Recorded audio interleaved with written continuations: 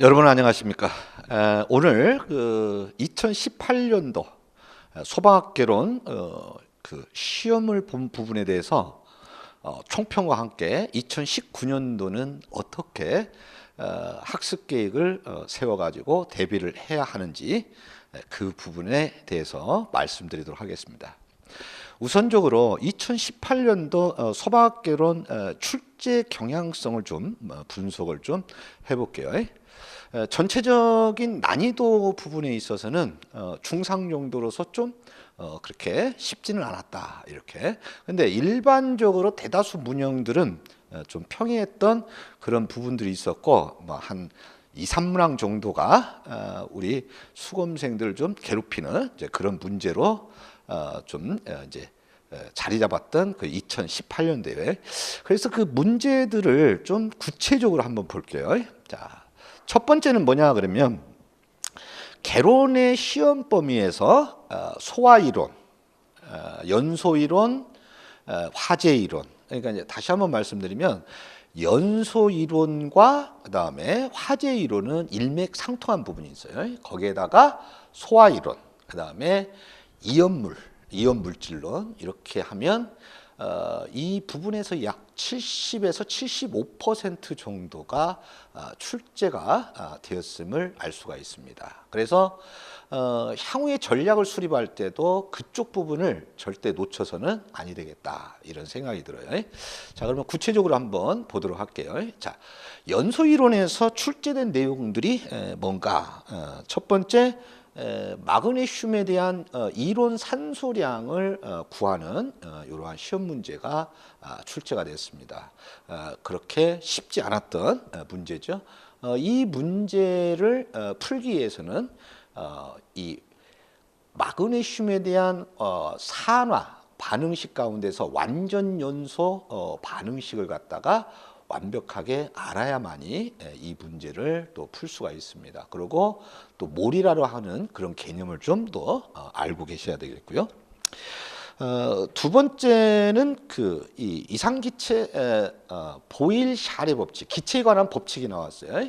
그런데 거기에서 보일 샤레 법칙을 적용해 가지고 푸는 그런 유형의 문제가 출제가 됐습니다. 그다음에 세 번째는 뭐냐 그러면 그 폭발에서 폭행 유도 거리가 짧아지는 그런 조건을 알아야만이 풀 수 있는 문제가 나왔고요. 그다음에 역화. 그래서 연소 속도와 분출 속도와의 관계성을 알고 있는지 물었습니다. 그다음에 연소가스, 연기 유동 속도에 관한 연기 유동 속도가 수평과 수직일 때 어디가 더 빠른가, 뭐 이런 부분들을 또 질문을 했어요. 그 다음에 산화 반응을 하기는 하는데 이때 발열 반응이 아닌 것을 찾는 이런 유형이 문제가 화학 반응식을 통해서 출제가 됐습니다. 그 다음에 방폭 구조가 또 나왔죠. 방폭 구조. 그 다음에 이 화재 이론에서는 뭐가 나왔냐 그러면요, 화재 가혹도라고 하는 것이 개념을 알고 있는지에 대해서 출제를 했습니다. 그렇게 해서 연소와 화재 이론에서 9문항을 출제를 했어요. 소화 이론에서는 청정소화약제와 이산화탄소, 강화액 이렇게 세 곳에서 출제를 했습니다. 그래서 3문항이 출제가 됐어요. 특이점은 이산화탄소에서는 이산화탄소의 농도를 구하는 그러한 유형의 문제가, 계산 유형의 문제가 출제가 됐죠. 자, 그다음에 이연물에서는 두 문항이 출제가 됐습니다. 그런데 한 문항은 또 이 법과 관련된 이런 문제가 출제가 됐어요. 그다음에 이연물에 따른 그 유별에 따른 소화 대책을 알고 있느냐, 이거를 또 출제를 했습니다. 이렇게 해서 연소, 화재, 소화 이론, 이연물 해가지고 무려 4문항 정도가 출제가 됐습니다. 그래서 비율적으로 보면 약 한 70% 정도가 출제가 됐죠. 그다음에 화재조사에서 두 문항이 나왔습니다. 근데 첫 문항, 그 중에 한 문항 정도는 우리 소방기본법에서 다루던 그런 원인조사와 원인조사에 관해서 그거를 묻는 그런 이제 문제가 나왔고요. 두 번째는 그 이 화재조사 보고 규정이라고 하는 규정집이 있는데 이때 용어들이 있어요. 그래서 용어를 묻는 출제를 했습니다. 그래서 화재조사에서 두 문항을 출제를 했어요. 그 다음에 재난관리법에서는 한 문항을 출제를 했습니다. 이 내용은 재난관리 현장에서의 지휘에 대해서 그 내용을 알고 있는지를 출제를 했습니다. 그다음에 소방시설에서 한 문항. 근데 이 소방시설이 내나 우리 화재 예방 소방시설 설치 유지 및 안전관리에 관한 법률에 있는 그런 내용들이에요.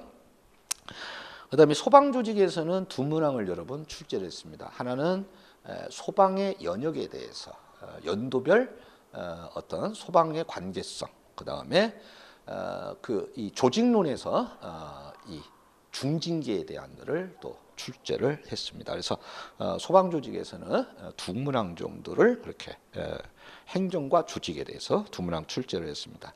이게 2018년도 4월 시험에서 나왔던 그런 내용입니다.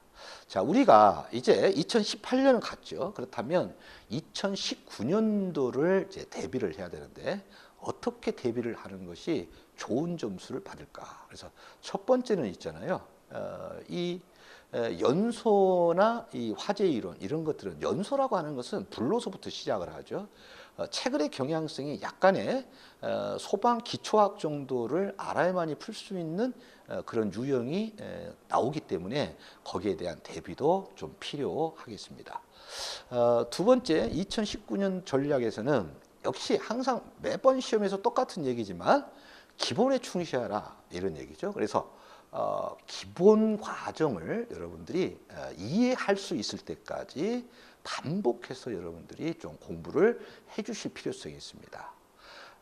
그 기본 과정이 끝나면 좀 더 세밀하게 심화적으로 또 필요한 부분들을 하는 그런 심화 과정에 어떤 커리를 가지고 그거를 대비를 좀 하셔야 되겠죠.